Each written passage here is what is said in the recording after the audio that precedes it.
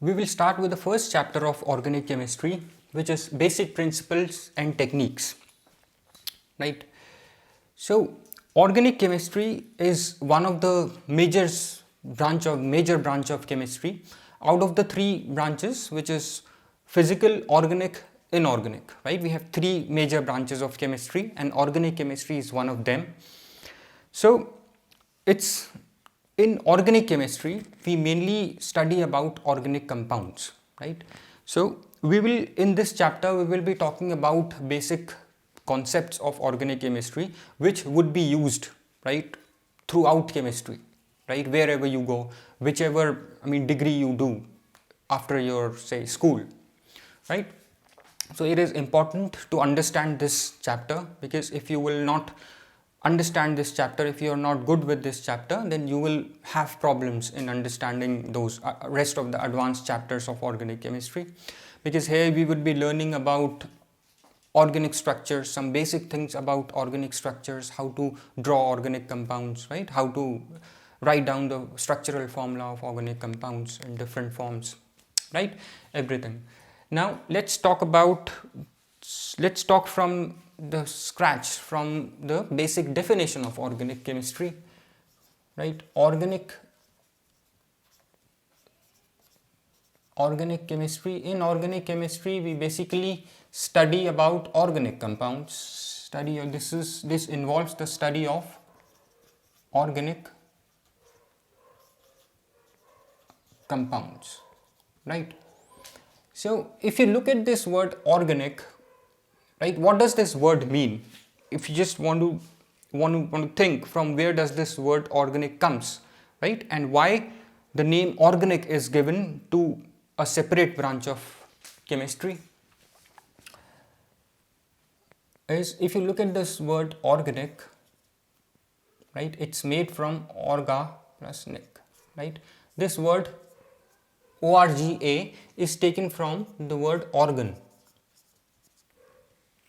Organ of what? Organ of living beings. And what are living beings? Plants and animals comes under living beings, right? So organ of plants and animals,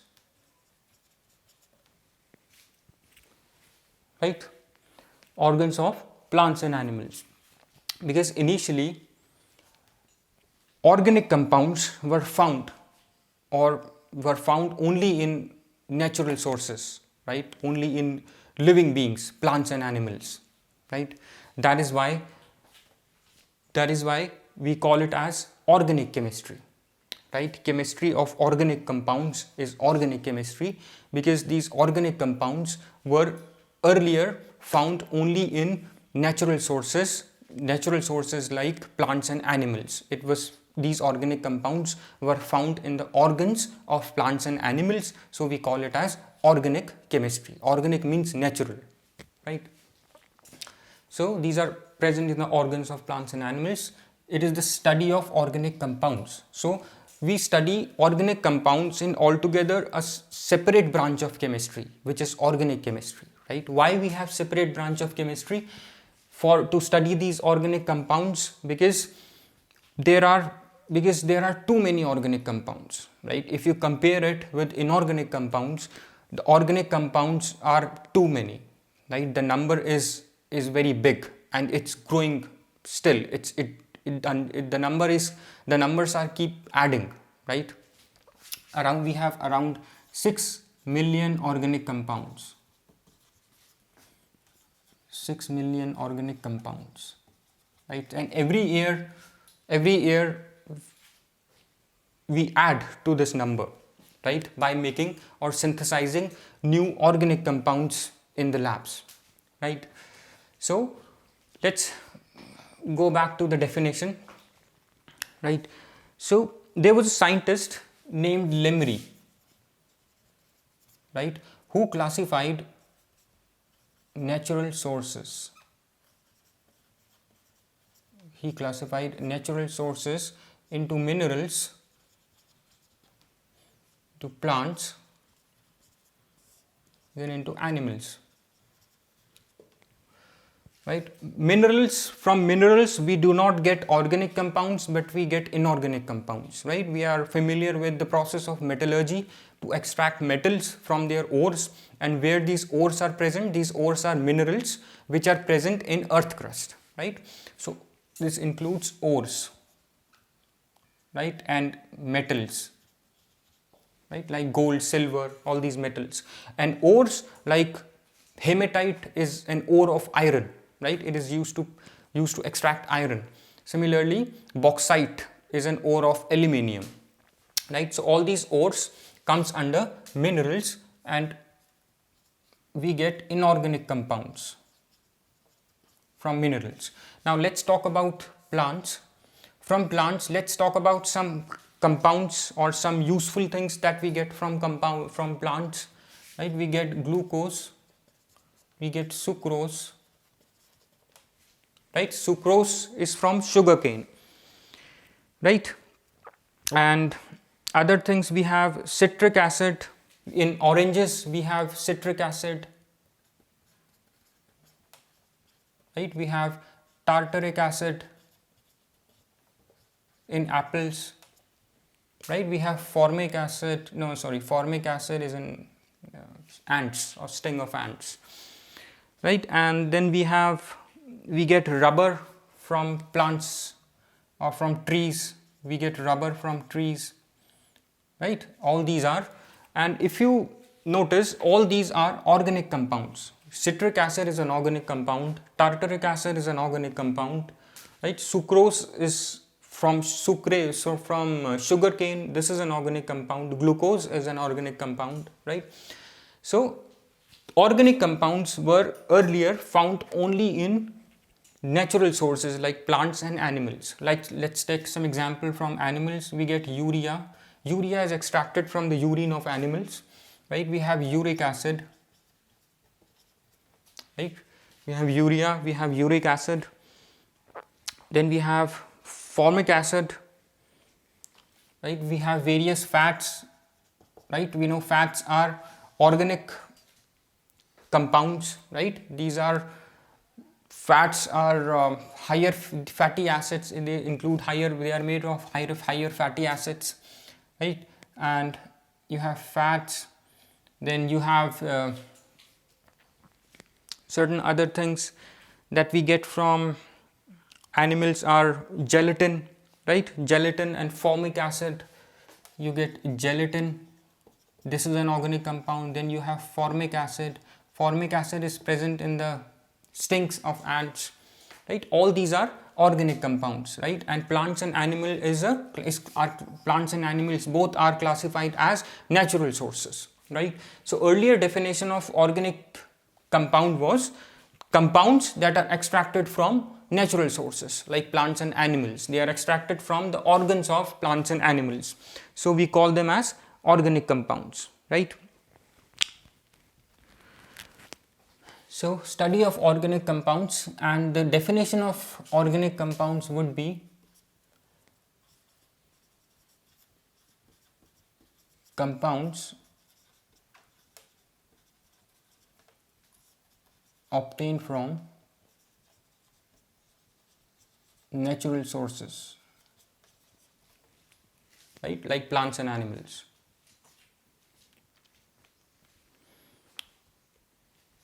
Now, in later years, right, in around say 1774, scientist named Lavoisier, right, Antonio Lavoisier, he studied these organic compounds, and he found that all the organic compounds contain carbon and hydrogen as their essential constituents. He said that all organic compounds contain carbon and hydrogen.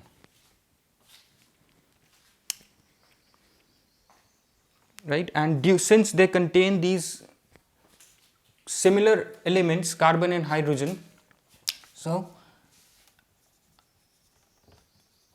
and they exhibit, due to which they exhibit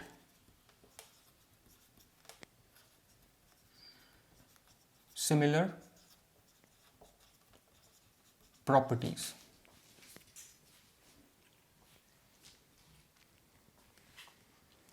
Right? This was shown by Antonio Lavoisier in the year 1774, right? That all the organic compounds, this is important, right? That all organic compounds, like all these organic compounds, they contain carbon and hydrogen as their essential constituent, right? And due to which they exhibit similar properties, right? And since all these compounds, right, all the organic compounds are earlier found only in natural sources, right? So what scientists were thinking in the earlier years, or in the earlier years of development of organic chemistry, that there is some mysterious thing or mysterious force which is involved in the formation or in the synthesis of these organic compounds in plants and animals, right? So this is important, some mysterious force was involved in the synthesis of organic compounds, right, in these natural sources, in, let's say, in plants and animals, right? Since these organic compounds were only found in plants and animals, right, which are natural sources, so what scientists thought earlier, that there was some mysterious force, right, that is involved in the synthesis of these compounds in these natural sources, right? And this mysterious force was not known, right? It was not known because it is there in natural compounds, right? And in the earlier years of chemistry, it was the techniques were less, right? There was no advanced techniques to understand. If someone want to understand the synthesis of these compounds in organic chemistry like today we can do, earlier there were no advanced techniques, right? So it was thought that there is some mysterious force which was involved in the synthesis of these organic compounds in these natural sources, right? And since this is mysterious force, nobody knows it, so these organic compounds cannot be made in the lab, right, via ordinary chemical reactions, right, like we do these days in the labs, right? We prepare various compounds in the lab using chemical reactions, right? So earlier it was thought for organic compounds that these compounds cannot be made in the lab because they do not know how to make it, right? And why they do not know? Because they said that since these compounds are present only in these natural sources, so there is some mysterious force which is involved in their synthesis in these natural sources, so they cannot be prepared in the lab via ordinary chemical reactions, right? So they call this mysterious force, they call this mysterious force as vital force, right? Vital is taken from, they call it as vital force, right? And this theory came to be known as vital force theory, right? This word has come from vita, which means life. This is I think this is a Latin word, vita, which means life, right? Yeah, this is a Latin word, right? And this force was vital force, like I said. And this theory, the vital force theory, this vital force theory was proposed by Jacob Berzelius. This was proposed by Jacob Berzelius, right? And was referred to as vital force theory, right? First proposed by Jacob Berzelius, right? And why vital force theory? Because vita means life, naturally, right? These compounds were present in natural sources, and since their synthesis was mysterious, right, to chemists of those days, so they said that there was some mysterious force which is a vital force involved in the synthesis of organic compounds, right? And this theory, right, of organic compound synthesis, right, in natural sources, which is due to some mysterious force, right, came to be known as vital force theory. This was proposed by Jacob Berzelius, right? So earlier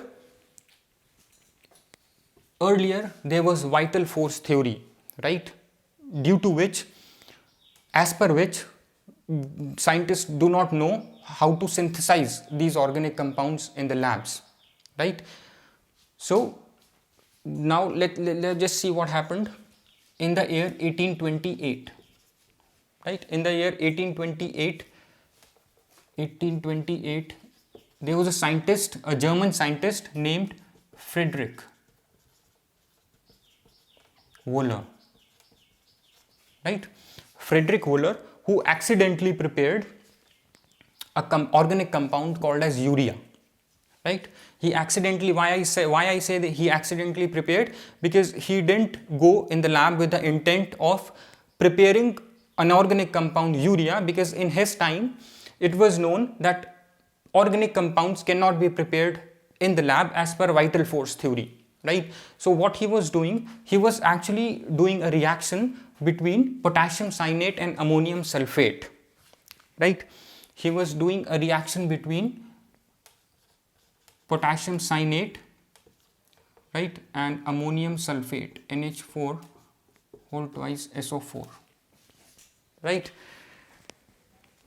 And what he got was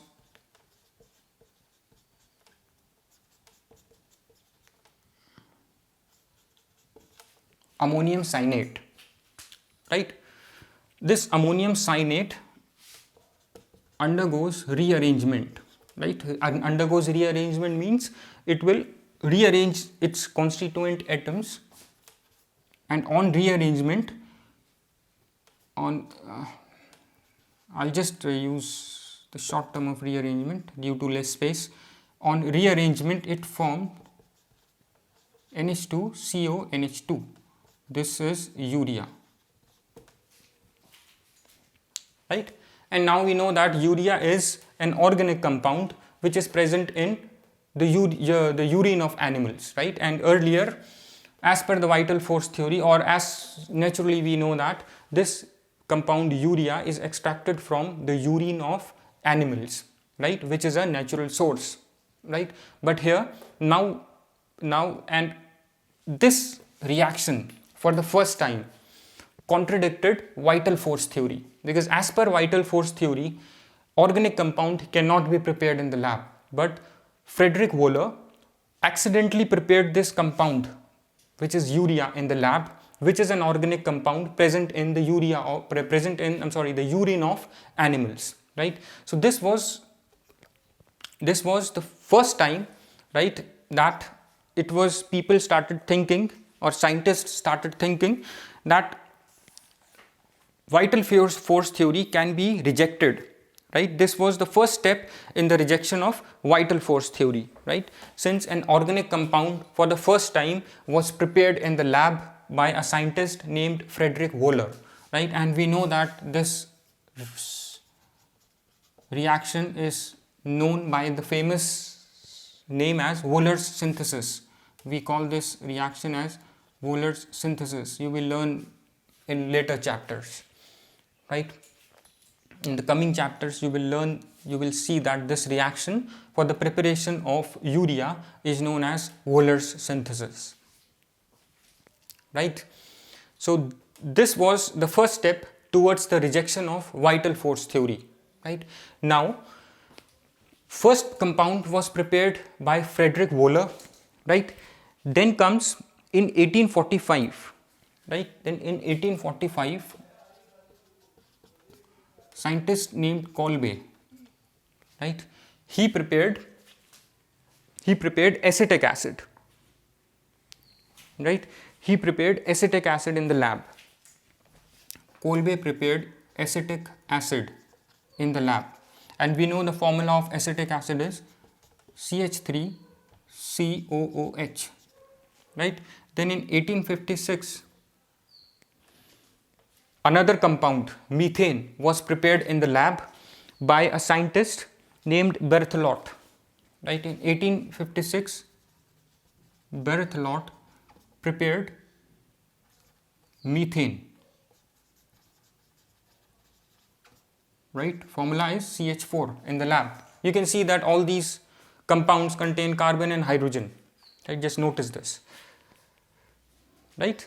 So now vital force theory ended, right? It got completely rejected. That vital force theory is not true, right? And it's not true that organic compounds cannot be prepared in the lab by ordinary chemical reactions, right? We'll see these reactions in the next chapter on hydrocarbons, how these acids are prepared in the lab, right?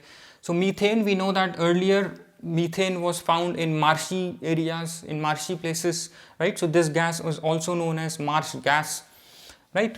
So now this, since Berthelot prepared it in the lab, right? So now we know that it can be prepared in the lab. Similarly, acetic acid earlier was present only in natural sources, was prepared in the lab by Kolbe, right? We have Kolbe synthesis, right? And the first was the preparation of urea by Wohler synthesis.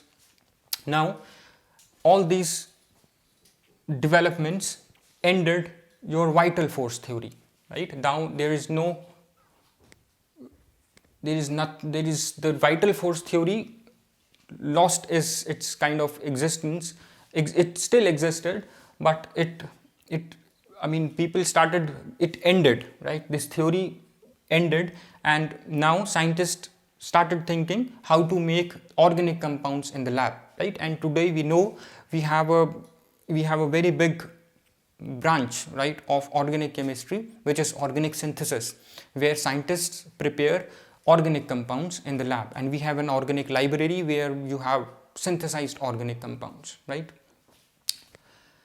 So now from this till this lecture, now we know how we come from vital force theory to the synthesis of organic compounds in the lab, right? So this is important. So now let's look at the modern definition, right? Let's look at the how we will define organic compounds as per modern definition. As per modern definition, since we know that all organic compounds contain carbon and hydrogen as their essential constituents, right? So what we say is that organic compounds are hydrocarbons, right? We know that all organic compounds, right? All organic compounds contain carbon and hydrogen. They contain carbon and hydrogen, so they are hydrocarbons. We call these as hydro, right? Hydro is taken from hydrogen and carbon, hydrocarbons, right? Carbons is taken from carbon, right? So organic compounds are hydrocarbons, right, and their derivatives, right? So compounds, derivatives are compounds derived from organic compounds, like methyl chloride derived from methane. We know methane is an organic compound, and methyl chloride is derived by replacing one hydrogen of methane, right, by a chlorine atom, right?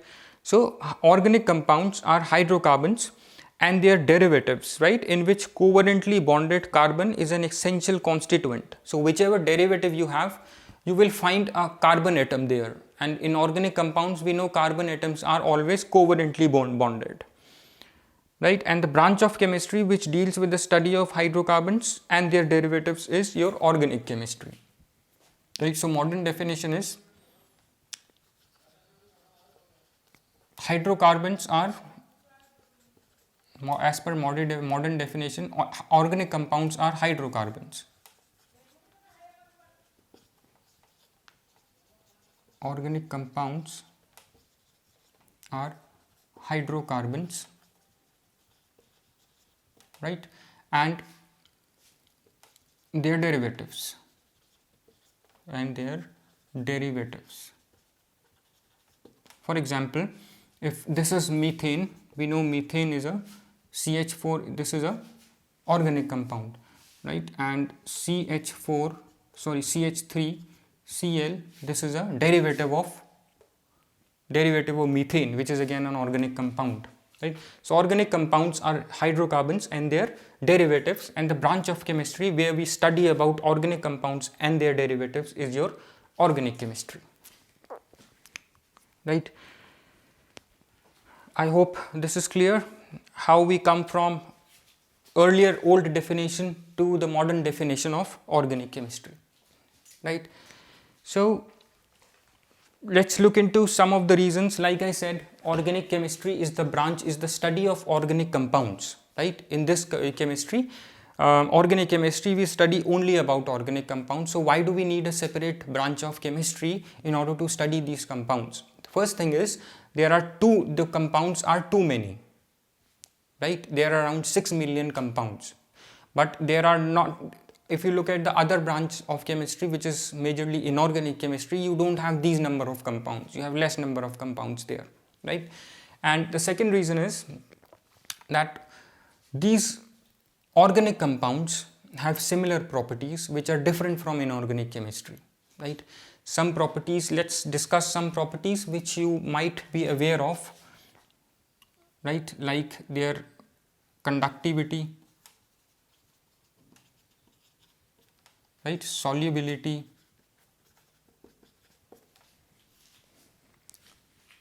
right? And their large number. This is one of the reasons to study to make a different branch of chemistry, right, for these compounds. And then you have their complex structures. Organic compounds have complex structures. They are not like inorganic compounds, right? There is an organic compound that has such a complex structure. It's an anti-cancer drug, right? It will take around this much space, right? If I want to draw its structure, it will take around this much of space in which I have written just now. The compounds are such, their complexity goes to a very high degree compared to inorganic compounds, right? Then other things might be the nature of bonds, right? And melting and boiling points. If I'll just recall conductivity, solubility, melting and boiling points.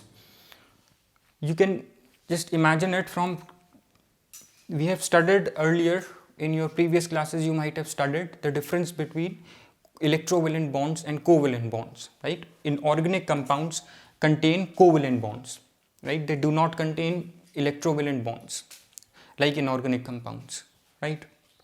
So we know that, or since organic compounds contain covalent bonds which are weaker bonds, right? So their melting point, boiling point, solubility, right? We know that like dissolves like, right? So organic compounds are soluble in organic solvents. They are not soluble in polar solvents like water, right? Conductivity, organic compounds, like we studied in electrovalent compounds, why they are good conductors of electricity. Organic compounds, they contain covalent bonds, right? So in solution, they do not contain ions or contain very less ions, even if there are. So since they do not they contain ions, their conductivity is very low. If you pass electric current through the solution of an organic compound, it would be almost non-conducting, right? Because of the absence of ions. Organic compounds, since they contain covalent bonds, they do not ionize like those of electrovalent compounds or inorganic compounds, right? And large number, right? We have large number of organic compounds. And what could be the reason for the large number of organic compounds? It is due to, there are some important things, like we'll do that in next video lecture.